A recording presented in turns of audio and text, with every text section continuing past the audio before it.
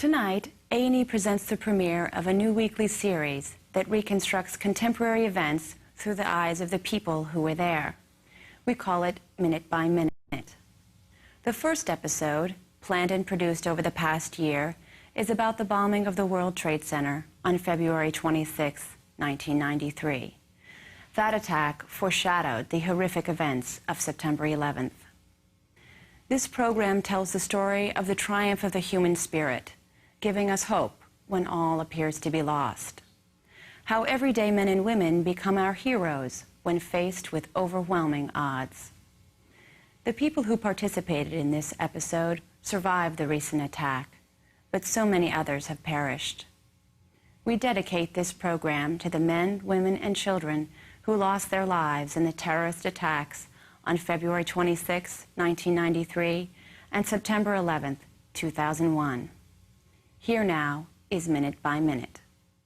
Confused, horrific screams. The world was coming to an end. 15 seconds. It'll never leave my mind. Tonight on Minute by Minute, the 1993 World Trade Center bombing. New York City, rush hour. Millions of people trudge through snow and freezing winds. Thousands come here to the World Trade Center in Lower Manhattan. It is a city in itself. Two of the world's tallest buildings, with 2 train stations, a hotel, mall, and more than 230 elevators shuttling a daily population of nearly 200,000 people. One of those thousands is Carl Selinger, a manager with the Port Authority of New York and New Jersey for 24 years. This morning, he's at his desk in Tower 1. I work on the 65th floor, had a beautiful view out towards the Statue of Liberty, so it was like home. 7 floors above, the Port Authority's chief engineer, Gene Fasulo, is in his office on the 72nd floor. My role was basically to run the engineering function at the Port Authority. It was really a very busy day. Port Authority attorney Kathleen Collins enters her office on the 66th floor. 9 a.m. Thousands of other commuters stream out of the center's bustling train stations and into their offices. The Trade Center now teems with workers and visitors equaling the population of the entire city of Laredo, Texas. 10:10 a.m. A class of kindergartners makes its way through the huge glass revolving doors of Tower 2. They've come from Brooklyn on a field trip with their teacher, Rosemarie Russo. I had 14 children that day. We're going to observation deck upstairs to get a bird's eye view of New York. 56 miles away, across the Hudson River, stock trader Tim Lang starts up his Toyota 4Runner for the trip to his office in New York City. It was a trip he did not want to make.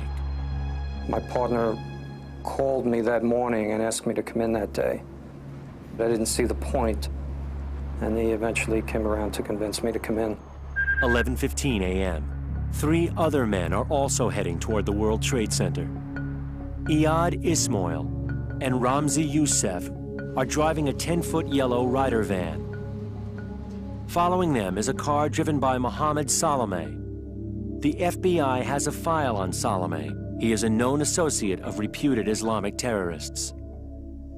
Salome had leased the van from a Ryder rental agency in Jersey City 3 days earlier and reported it stolen just yesterday.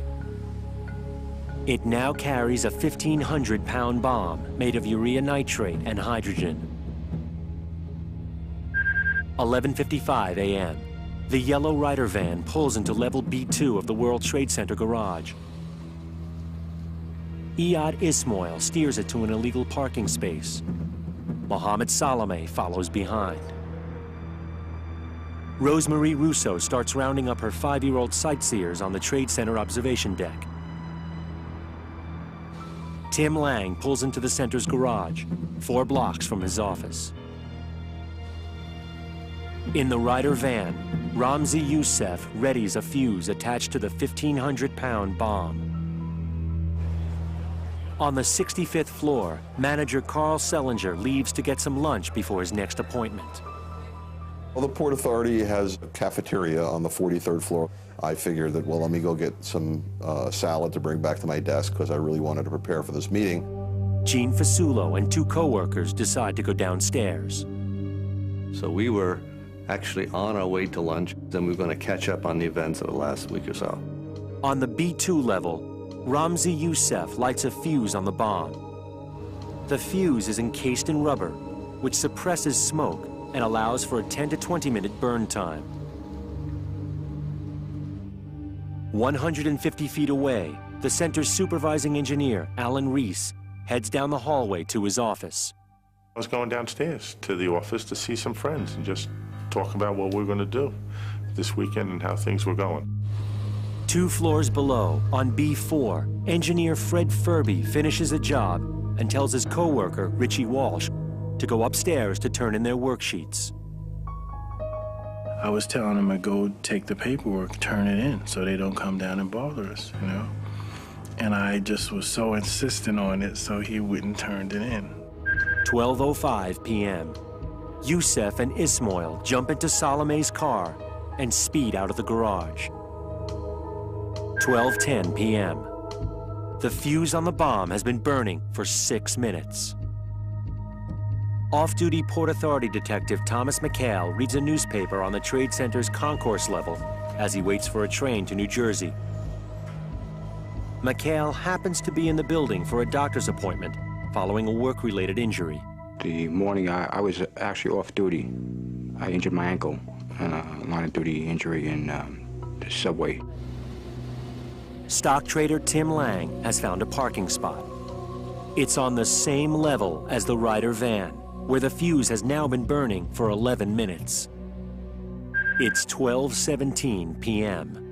I'd gotten into the elevator and pressed 65. I'm approached by an individual who asks for directions to the Newark train. We're waiting now for the elevator to come for us. I was standing within the door frame and had just opened the door to my office. We entered an elevator on the 72nd floor. I was cutting insulation, you know, putting it on the cart. I was in my office, and my friend was coming up, and we were going to have pizza. I got out of the car, opened the backseat door, reached for my things, had my car keys in my hand.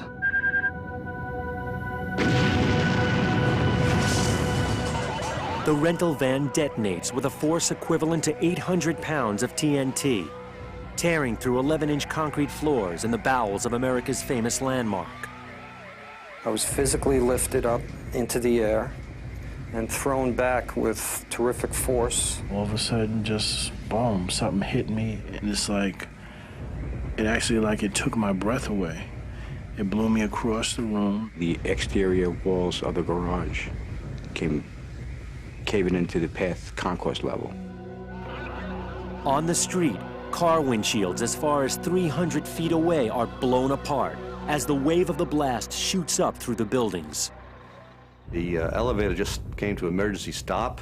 It jiggled as it stopped quickly. And then all of a sudden it stopped. It like shuddered and then stopped. We were waiting to go down. The lights started flickering and the alarms started going off. The wind is knocked out of you, but expand that to be every part of your body just being squeezed. The smoke went up the elevator shaft and up some of the stair towers. Very shortly, it became very difficult to breathe. I could just remember all the gray smoke just filling the whole entire area. I put my hand in front of my face to try to see if I could see my hand, and I couldn't see anything. So my first thought was that I was blind. Chaos and confusion confront rescuers as they try to reach Lang and thousands of others. At 12:18 in the afternoon, a 1,500-pound bomb is detonated in the underground parking garage of the World Trade Center. 12:20 p.m. New York Police Department bomb squad detective Stephen Dodge is about to go out for a quick lunch. The phone call came in from the United States Secret Service telling us that there was a large explosion at the World Trade Center. 6 blocks from the Trade Center, while monitoring the police radio. Neil Herman, the supervisor of the FBI Joint Terrorism Task Force, hears about the explosion. At first, it was believed to be some kind of a electrical or transformer explosion. 12:26 p.m. It's a citywide alert. Within minutes, 750 firefighters and hundreds of law enforcement and emergency personnel, including Dodge, converge on the Twin Towers. There was mass confusion. People were running out of the building, ambulances were pulling up, fire trucks were pulling up. Police set up a command center on the street outside Tower 1. Smoke was emitting from every single floor. Blocks away, the FBI's Neil Herman realizes this is no ordinary explosion. He and 8 other agents rush to the scene. 12:30 p.m. Lieutenant John Fox's squad from Brooklyn arrives. When we pulled up, there was smoke coming out of these garage doors, which were, they were like a little blown up. I still didn't know that there had been an explosion. Inside, chaos. In the garage, at ground zero of the blast, Tim Lang at first believes he's gone blind. After a short period of time, I saw a faint light, and it turned out to be the interior lights of my car. The doors were open. So I just felt an immediate sense of great relief. I basically was whole, and I wasn't blinded. At the elevator bank, a floor below the roof deck of Tower 2, kindergarten teacher Rosemarie Russo has one purpose. All I knew was to get these children, myself and the parents, to a safer place. She and her 5-year-olds hustle upstairs from the elevator bank to wait outside in the 29-degree cold and falling snow, 110 floors above ground. In a hallway on the 66th floor, attorney Kathleen Collins can only wait in her wheelchair with a few co-workers. The usual procedure is you wait for the trained personnel to come for a person who has a disability. In an elevator on the 58th floor, engineer Gene Fasulo is trapped with 9 others. We decided to take action. We first took the ceiling down from the elevator, hoping to get out the top, and there was no way of getting out the top. We actually ripped the walls off the elevator with our bare hands, and there was nothing but a steel box at that point. Down on the concourse level, off-duty Port Authority detective Thomas McHale had just finished giving someone directions. Moments later, he sees the man struck by falling concrete. I can't find the words to describe it. It was just like, oh my God, you know, I can't believe this is happening. Despite his sprained ankle, McHale assists the man. 4 levels below, building engineer Fred Furby regains consciousness on level B4. When I came to, there was debris all on me. I got my flashlight and I looked around, and then I saw that what was on me, and then I cleared that off. It's now 12:35 p.m., 17 minutes after the blast. Even though he was just 150 feet from ground zero, engineer Alan Reese has escaped unscathed from his office on B2. Rescue teams are desperate for his expertise on the towers. I'm trained. These large rolls of architectural blueprints back up onto West Street to a command center. Police and fire officials pore over the blueprints to map out a systematic evacuation of the building.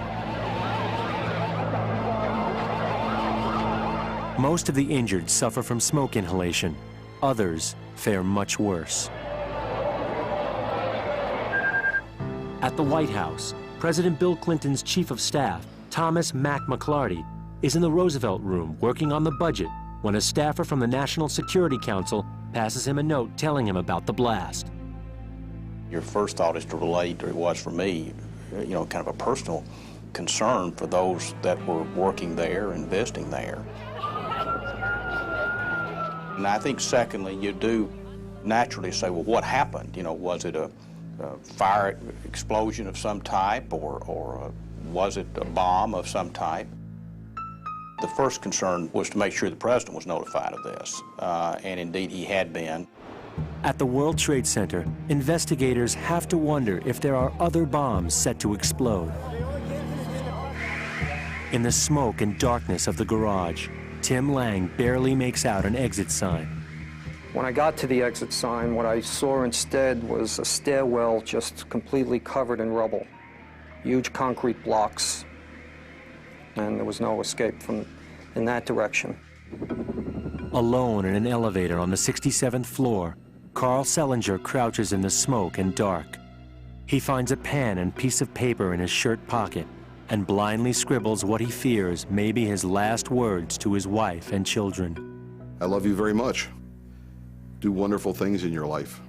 Barbara, my wife, I've always loved you and showed you as much as I could. Debbie, my daughter, my beautiful girl, with wonderful bear hugs and kisses. Too good. Jeff, my son, what a terrific person. Stay well, make good decisions, help people. Doug, my boy, discover secrets to cure lots of the world's problems. I'm so proud of my children. They're all so wonderful.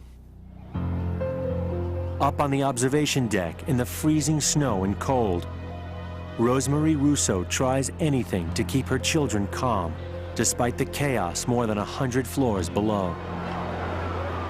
We were able to see fire engines red. I said, what color is that? That's red.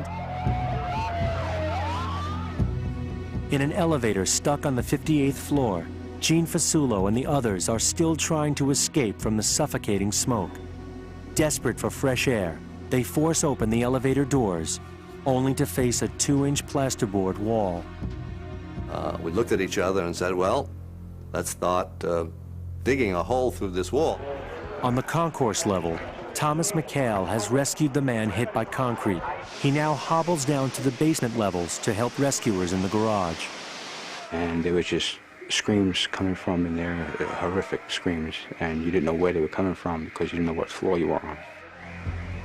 On the B4 level, engineer Fred Furby sets out in search of his colleague, Richie Walsh. He is bruised and bleeding, but stops to help people along the way. There was some construction guys that were screaming, and I got them up, and I walked them down past B staircase to the parking lot. 1 p.m., 42 minutes since the blast. Tens of thousands still trapped inside the World Trade Center. In the parking garage, Tim Lang struggles to hold on. I crawled over the cinder blocks. I fell over a chair, and I fell on someone's arm, and it felt like a woman's arm. And now I began to panic. I was breathing very, very fast. My heart was racing. I was very, very frightened. I crawled up in a fetal position and began to pray. For some unexplained reason, the day before, I pulled a biblical saying out of a calendar that a friend had given to me that I never paid much attention to. I read it that day. I don't know why I ripped it out. I don't know why I took it with me. But the words kept ringing in my head.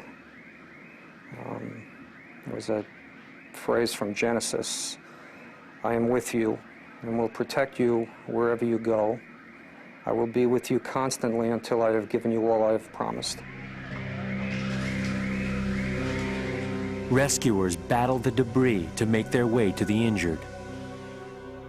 There was cars dangling above our heads. We seen, broken concrete floors and just a huge gaping opening in 4 to 5 stories deep in the middle of what was once the parking garage. I still couldn't find my partner, and he was there. I could hear a lot of people screaming, yelling, but I just couldn't find him. Now, I was surrounded by some twisted, all I could call it was a celebration of evil. The blackness, the heat, the lack of air, death, the screaming car alarms, it all combined to be some crazy symphony.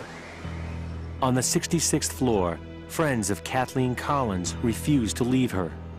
One of her co-workers lifts her in his arms while another grabs her wheelchair. They begin carrying her and her chair down the stairs. We were on the steps, and then at a certain point, the police and emergency crew, firefighters and that, met up with us. Running on adrenaline, Fred Furby stumbles across 2 more injured men in the basement levels. I picked them up, and I carried them out, and then went up the stairs. After hauling both men over his shoulder to safety, Furby then helps one of them to an ambulance. He rides with him to the emergency room, then returns to the Trade Center. On the B2 level in the garage, Tim Lang crawls to a car and lies in the dim glow of its headlights. Oozing blood from a deep gash on the back of his head, he is thinking that he will never be found. And then after a long time that I had given up again, I looked up and I saw a boot. The boot is illuminated by the beam of a flashlight. A fireman is standing right next to Lang as he lies on the ground. I couldn't speak, but he was not 6 inches from me and he couldn't see me. So I reached out and just grabbed his boot. And I heard him behind his mask scream. I'm sure I scared the hell out of him. The next thing I know, I'm being lifted up by 2 fellows. Tim Lang is saved. Rescue workers will rush him to a hospital in Brooklyn where doctors will treat him for minor injuries and will stitch up the gash on the back of his head. But hundreds more are still trapped throughout the extensive complex, where rescuers still don't know if another bomb is set to explode. Rescuers work desperately against time, and 2 survivors risk their lives to help them. It's now nearly 4 hours since an explosion rocked the foundation of New York's tallest buildings, the World Trade Center. Throughout Manhattan, the city deals with the effects of the blast. A bomb threat causes the evacuation of the Empire State Building, and security is heightened at all local airports. The National Guard is on full alert. Businesses close early, and the traffic in Lower Manhattan is gridlocked. At the Trade Center, people are risking their lives to rescue the trapped and injured from the smoky towers. 4:10 p.m. The engineer who designed the structure of the World Trade Center, Leslie Robertson, arrives on the scene. There was smoke coming out of the building, both at the base of the building, but also at the top of the building. The lower levels of the buildings have partially collapsed, but the rest of the towers hold. 870 miles away in Atlanta, ATF explosives officer Joe Hanlon has just finished up an assignment when he gets an urgent call from his SAC, his special agent in charge. My SAC called and said for me not to unpack, that I was going to New York City on a national response team call out. At the World Trade Center, the bomb squad sweeps through the mammoth complex, looking for other explosives. A lot of injuries, a lot of damage, more damage than I've ever seen before anywhere. Rescue efforts are in full swing as others try to save themselves. In an elevator on the 58th floor, Gene Fasulo and his 9 fellow passengers are desperately trying to dig through the wall of the elevator shaft to safety using nail files and car keys. The smoke was getting more dense, and we were again confronted with how do we continue this construction project because we couldn't see anything. One of the engineers on the elevator recalled that we carried beepers. If you push a button, it will light up, and with that little bit of light, we were able to continue this. After 4.5 hours, they finally break through, digging a hole just wide enough to squeeze out of the elevator. Ended up into a ladies' room on the 58th floor. And the very first step I took out of the elevator, kind of funny, was onto a toilet bowl. Fasulo and his colleagues walk the 58 floors down to the lobby. The others leave, but Gene refuses. He stays in the smoke-filled building to help emergency crews. After saving 2 men from the rubble, engineer Fred Furby has returned to the towers. Still in search of his co-worker, Richie Walsh, Furby plunges back into the building. I found other people, but I just couldn't find my partner, you know, and it was like I really started to panic, and I started crying because I sent him upstairs. When I heard the fire department saved them, they found him. They were in the elevator pit. Richie Walsh is safe, but Fred Furby will not leave. There was water going into areas where they needed the water to stop, and they needed the steam to stop, and so we were shutting everything, trying to save what was in the system. On the concourse level, off-duty detective Thomas McHale also continues to help, despite suffering from a twisted ankle and smoke inhalation. I'm hurting, I'm coughing up. I had a black stain around my mouth that didn't go away for days. Kindergarten teacher Rosemarie Russo and her students have now spent almost 3 hours outside on the roof of Tower 2 in the sub-freezing cold. They spend another 2 hours waiting inside near the staircase as firefighters radio for help. The plan is to bring them to a makeshift triage unit on the 94th floor. The firefighter said, okay, this is the staircase. Intermittently, you're going to come across other firefighters in the stairwells, and they will be there leading you. More than 90 floors below, Officer Thomas McHale is exhausted and hurting. He is about to leave when he hears the call from the firefighters trying to bring down the kindergartners. Myself and the guys that I was with ascended the stairs to the 94th floor, finding different people with different ailments on the way up. And eventually made it to the school children. By now, the children have made it to the triage unit on the 94th floor. They ushered us into an area, and they gave us, how nice they are, they gave us cookies and milk for the children. Detective McHale stays behind as the firemen help the 14 children make their way down through the darkness of Tower 2's stairwell, a full 94 floors down. They put a person with a flashlight to illuminate the stairs to bring the kids down. You know, it took a couple of hours. As night falls, the injured McHale still cannot bring himself to leave. He stays on the roof to help with air rescues. Port Authority manager Carl Sellinger has now been all alone in a smoky elevator on the 67th floor for 5.5 hours. Finally, firefighters pry open the doors and he is rescued. When they finally fished me out, I just felt myself going into like a shock, like a numbness. 6 p.m. Less than 6 hours after the blast. As more and more people are brought out to safety, authorities concentrate on the explosion itself. Stephen Dodge and others conclude that this disaster was no accident. Whatever we had here was something more than some kind of mechanical disaster. I was furious that there were people who would actually set out to destroy that which had taken years of my life to create. The news that the disaster appears man-made reaches President Clinton. First concern the President expressed was the same as mine, was the human element. It did occur to me, was this the first strike, so to speak, if it were a terrorist act? We had, to my memory, had never really experienced anything like this on American soil.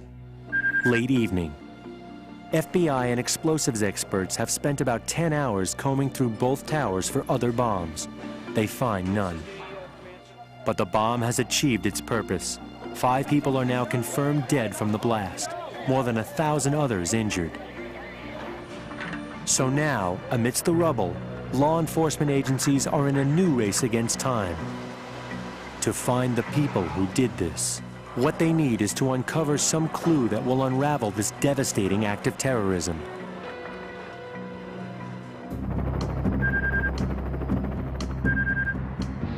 Crews have been working all night to secure the structure of the World Trade Center after a catastrophic explosion killed 5 people and injured more than 1,000 the day before. As the day wears on, no confirmation is given to reporters about the cause of the blast, but officials do not hide their strong suspicions. We'll give you a certain conclusion when we can prove it. Looks like a bomb, it smells like a bomb, it's probably a bomb. The problem is, as the investigation drags into a second night, the bombers have now had more than 36 hours to make their getaway. Approximately 46 hours after the blast, law enforcement, including the FBI, the Bureau of Alcohol, Tobacco, and Firearms, and the New York police, are all working intensely to find anything that will lead them to the bombers. A group of investigators is assigned to work inside the crater created by the bomb. NYPD Detective Donald Sadawi and ATF Agent Joe Hanlon are assigned to the same team. It was a survey mission. We also had the mission to attempt to take swabbings that could be taken back to the laboratory later that day and examined to possibly get a lead on the type of explosive that was used. One thing I noticed almost by chance was while I was talking with Joe Hanlon, that there was the gears from the rear end of a vehicle. I realized that it had come from a vehicle that was either very close to the bomb that went off, or was in fact the vehicle that was carrying the bomb. We walked along this broken slab that was leaning into the crater, and Joe and I spotted some debris that was buried in some rubble. The two men find a 45-pound chunk of twisted metal, a piece of chassis frame about 5 feet long. I've never seen this type of metal physical damage to the chassis of a vehicle, and that's when I started to assess that this possibly could have came from the vehicle that carried the bomb. I noticed that there were some numbers on it that really didn't mean anything to me, but Officer Sadawi thought that it may be a VIN number. Every car or truck has a unique VIN, or vehicle identification number. The number is permanently stamped into the metal of all vehicles in two ways, one that's legible and one that's encrypted in a series of raised dots. I was just about positive that we had something real substantial here, and Joe and I were like really ecstatic about this, and you know, we both said, we got to take this out of here. But they both know that to get this evidence out of the crater, they will have to break a cardinal rule of law enforcement. Never tamper with anything at the scene of a crime. On the other hand, leaving the evidence might delay a major break in the case. There was some healthy discussion as to whether we should remove it at all. The fact that the area was shifting, the fact that we could have lost the material, prompted us to go upstairs and attempt to come up with a method as to how we could remove it. The two officers make a critical decision on their own. Using a gurney, they bring up the piece of twisted metal. An ATF agent makes a tracing of the dotted code before the metal is sent to the lab for analysis. When we informed our counterparts that we had removed some material, they weren't pleased, let's just say. I saw this FBI supervisor who saw me at a distance. Well, he was livid. I think from the point he recognized it was me across the lobby, he never stopped yelling and screaming at me. All the officers could hope for was that their hunch would somehow pay off. As Sunday stretches into Monday and on into Tuesday, there are no other leads to the bombers. It's now a full 5 days since the blast. The trains at the World Trade Center are up and running, but still no real trace of the terrorists. FBI Special Agent Jamie Cedeno, an auto crimes expert, is called in and takes a look at the rubbing made of the encrypted dots found by Sadawi and Hanlon. When I looked at it, I knew immediately that we had a confidential VIN derivative sitting right there on that piece of paper. Cedeno immediately runs the number through the National Insurance Crime Bureau database. The NICB keeps a record of all cars manufactured and documents if someone has reported a vehicle stolen. Next thing you know, we've got registration information on a Ford van reported stolen at Jersey City PD on February 26th. I said, this is it. The FBI then traces the van's registration to a rider rental agency in New Jersey. The van was the same vehicle rented and reported stolen by Mohammed Salome. The next day, Salome arrives at the rental office in New Jersey to pick up his $400 deposit on the van. When he arrives, an agent greets Salome from behind the desk. But he is not a rider agent. He's an undercover agent with the FBI. Dozens of other agents are hiding everywhere, on the rooftops, behind trees, and in unmarked vans. The building is surrounded. There was a tremendous surveillance in place. There was a decision, a tactical decision made to apprehend him as soon as he came outside. FBI agents arrest Salome as he leaves the Ryder office, 6 days after a bomb tore apart the World Trade Center. The hunch of agents Hanlon and Sadawi had been right on the money.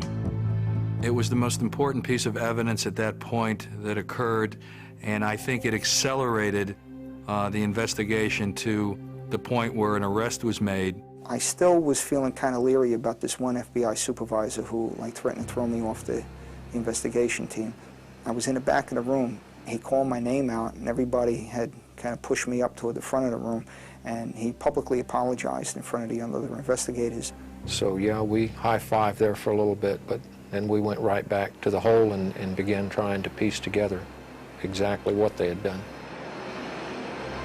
March 15th, 1993. 17 days after the explosion, people working inside the center of the crater discover one more person buried deep beneath the rubble. The death toll from the bombing is now 6. Investigators are determined more than ever to find Salome's accomplices. Less than a month after the bombing of the World Trade Center in New York, 4 Islamic terrorists have been arrested.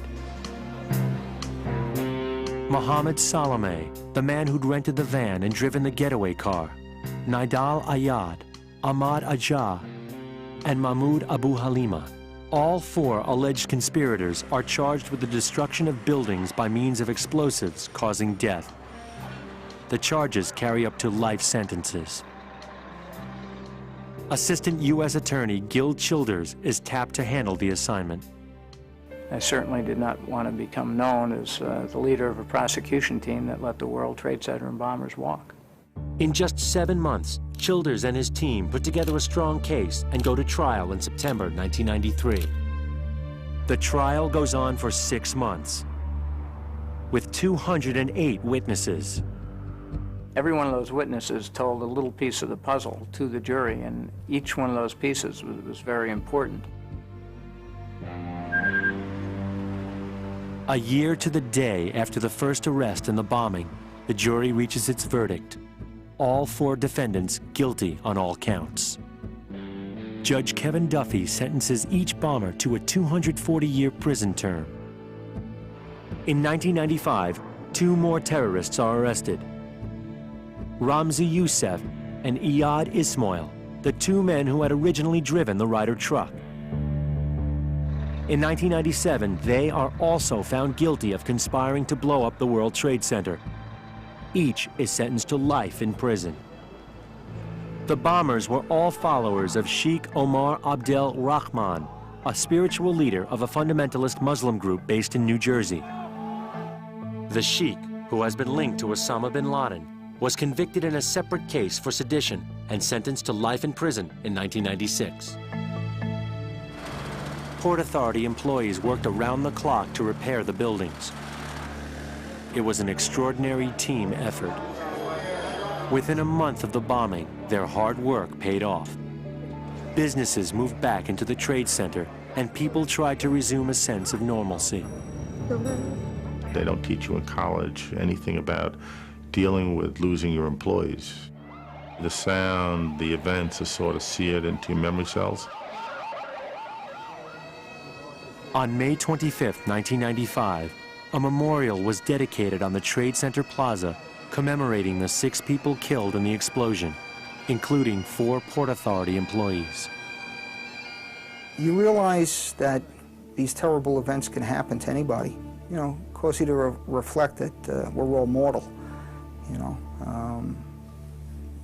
Makes you not take things for granted so much, little things. For survivors, the effects of the bombing linger.